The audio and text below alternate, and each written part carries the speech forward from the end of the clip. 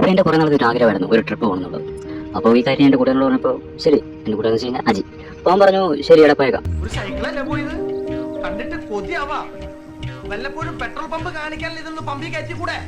അത് കഴിഞ്ഞിട്ട് ഞങ്ങളൊരു രാവിലെ ഒരു 6:30 7 മണിയായപ്പോഴത്തേക്കാണ് വീട്ടിൽ നിന്ന് ഇറങ്ങി. ഇവിടുന്ന് നേരെ പോയത് നേരെ എരുമേലിലോട്ടാണ്. എരുമേലി അമ്പലത്തേക്ക് തൊഴുത് അവിടെ ഞങ്ങൾ ഇറങ്ങിയിട്ട് ഞങ്ങൾ നേരെ പുലിക്കുന്ന് ടോപ്പ് വഴി നേരെ കഴിവൻ തണുത്തി ആടി.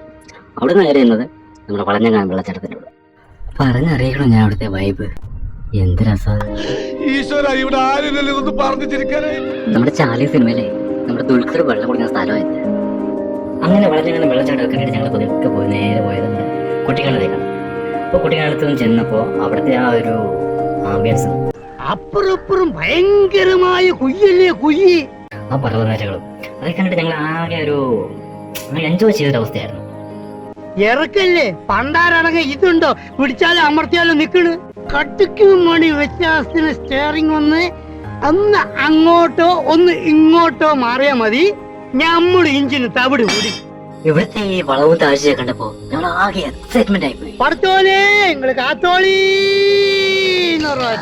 അത് കഴിഞ്ഞ് ഞങ്ങൾ അവിടെ നിന്ന് ഇറങ്ങി നേരെ പോയത് നമ്മുടെ കുട്ടിക്കാനത്ത് നമ്മുടെ പൈൻ ഫോറസ്റ്റ് ഉണ്ടല്ലോ അങ്ങോട്ട്. പൈൻ ഫോറസ്റ്റ് കണ്ട ശേഷം ഞങ്ങൾ നേരെ പോയത് നമ്മുടെ പെരിയാർ ടൈഗർ റിസർവിലേക്കാണ്. അവിടെ പോയി അവിടുത്തെ കാഴ്ചയും കാര്യങ്ങളൊക്കെ കണ്ടപ്പോൾ അപ്പോൾ ഞങ്ങൾ പെരിയാറിലെ കാഴ്ചകളൊക്കെ കണ്ടിട്ട് ഞങ്ങൾ ഇറങ്ങാൻ വേണ്ടി നിൽക്കുകയാണ്. കാരണം വൈകുന്നേരമായി ഞങ്ങൾക്ക് കമ്മന്തേങ്ങ വഴി മുണ്ടത്തോടിലൊക്കെ ഇറങ്ങണം. അപ്പോൾ അതുകൊണ്ട് ഞങ്ങൾ ഇറങ്ങി ഇങ്ങനെ ഞങ്ങൾ തമിഴ്നാട് ടച്ച് ചെയ്തു. അങ്ങനെ ഞങ്ങൾ ഇവിടെ മുന്തിരിത്തോട്ടത്തിൽ വന്നു. മുന്തിരിത്തോട്ടത്തിൽ വന്നിട്ട് എല്ലാവരും എൻ്റെ ഫാമിലി ഉണ്ട്, അജിയുടെ ഫാമിലി ഉണ്ട്, പിന്നെ എൻ്റെ കൂട്ടുകാരനും എല്ലാം ഉണ്ടായിരുന്നു. അപ്പോൾ ഞങ്ങൾ കയറി നമുക്ക് മുന്തിരി എല്ലാം വാങ്ങണമായിരുന്നു. എല്ലാവരും മുന്തിരിത്തോട്ടമൊക്കെ കണ്ട് മുന്തിരിയൊക്കെ വാങ്ങിച്ച് എല്ലാവരെയും കൂട്ടിക്കൊണ്ട് ഞങ്ങൾ പതുക്കെ ഇറങ്ങണം. ഫോട്ടോയും വീഡിയോ ഒക്കെ എടുത്തതിന് ശേഷം ഞങ്ങൾ അവിടുന്ന് മുന്തിരിയൊക്കെ വാങ്ങിച്ച് പതുക്കെ അവിടെ നിന്ന് ഇറങ്ങാൻ വേണ്ടിയുള്ള പ്ലാനിങ്ങിലായിരുന്നു.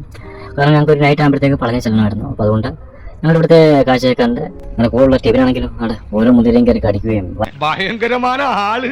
അപ്പോൾ ഇതെല്ലാം കഴിഞ്ഞിട്ട് ഞങ്ങൾ ഇവിടെ നിന്ന് ഇറങ്ങാൻ ഇച്ചിരി പാടുപെട്ടു. അങ്ങനെ ഞങ്ങളുടെ പളനി ട്രിപ്പ് പിന്നെ സ്റ്റാർട്ട് ചെയ്തു.